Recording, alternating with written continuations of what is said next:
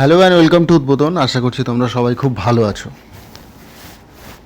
18ই মে আগামী রোববার, 18th মে, তাই তো?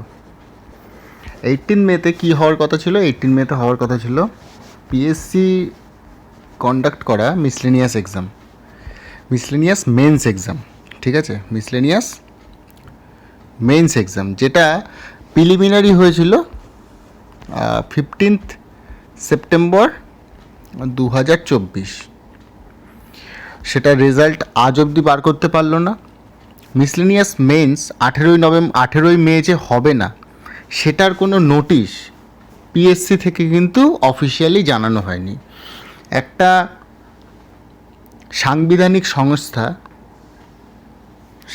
সংবিধানে যাদের কথা বলা হয় সেই রকম একটা সাংবিধানিক সংস্থা, সেই সাংবিধানিক সংস্থার এইটুখানি দায়িত্ব নেই যে তার করানো বা তার কন্ডাক্ট করানো যে এক্সামগুলো আছে সেইটার একটা টেন্টেটিভ শিডিউল তারা ঘটা করে দিয়েছিল। সেই টেন্টেটিভ শিডিউল মেনে যখন পরীক্ষাটা হচ্ছে না, কোন কারণের জন্য হচ্ছে না বা কিসের জন্য তারা বার করতে পারছে না, এটা কিন্তু বলার দায়িত্ব তাদের। এটা কিন্তু যেই ছেলেটা পরীক্ষা দিয়েছে, যে মেয়েটা পরীক্ষা দিয়েছে, তার কিন্তু দায়িত্ব না যে তাদের কাছে গিয়ে জিজ্ঞেস করবে যে কেন পরীক্ষাটা হবে না।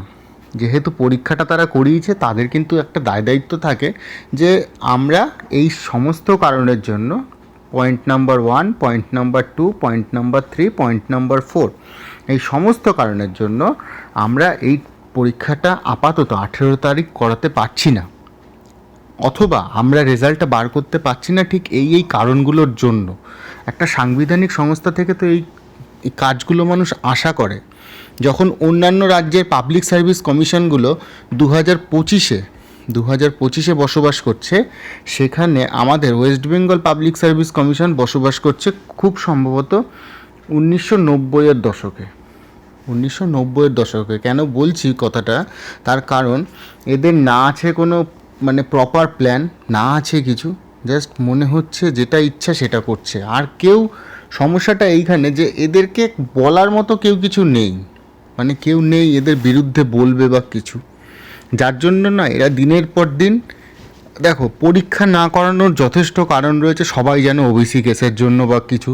তা সেটা তো একটা সাংবিধানিক সংস্থা যখন কন্ডাক্টিং এজেন্সি এই এক্সামটা করানোর জন্য, সেই যখন সব দায়িত্ব নিয়েছে, আগে যখন WBSSC ছিল, WBSSC থেকে পরীক্ষাগুলো হতো, ঠিক আছে।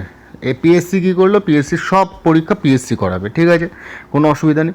তো তোমার কাছে ভাই যখন দায়িত্বটা আছে, আচ্ছা রেজাল্ট বার করতে পারছে না সেটা আমরা বুঝলাম, রেজাল্ট বার করতে পারছে না, কিন্তু কোন কারণে রেজাল্টটা বেরোচ্ছে না সেটার কি কোনো কথা আছে? সেটার কি কোনো বলেছে যে না আমরা এই কারণের জন্য আমরা রেজাল্টটা বার করতে পারছি না? সেরকম কিন্তু কোনো কথা বলেনি। পরীক্ষা মিসলেনিয়াস মেন্সের টেন্টেটিভ শিডিউলে কী দেওয়া রয়েছে? টেন্টেটিভ শিডিউলে দেওয়া রয়েছে হচ্ছে 18ই মে 2025-এ পরীক্ষা হবে। আচ্ছা, 18ই মে 2025-এ পরীক্ষা হবে, পরীক্ষা করাতে পারবে না সেটা অন্য বিষয়। এই যে 18 মে ঘটা করে বলা হলো যে 18 মে 2025-এ আমরা পরীক্ষাটা করাবো, ভাই এটা যখন করাতে পারবে না, তখন কোন কারণের জন্য করাতে পারছে না বা কিসের জন্য বাধ্যবাধকতা রয়েছে সেগুলো তো জানাবে। সেগুলো একটা ছেলে একটা মেয়েকে জানাবে, বা যারা পরীক্ষা দিচ্ছে পরীক্ষার্থী, একটা ওয়েবসাইটে একটা নোটিশ যদি পাবলিশ করে, খুব কি ক্ষতি হবে? হবে না। কিন্তু এরা নিজেদের কোনো সদিচ্ছা নেই, বা কী কারণে, কোন কারণের জন্য এগুলো হচ্ছে না বা কিছু কিসের জন্য করাতে পারছে না, সেটার কোনো প্ল্যানই নেই। তাই এক্সিকিউশন করার তো কোনো মানেই হয় না, তাই না? কোনো কথাই দাঁড়ায় না। তো আর আমরা কত চুপ করে থাকবো?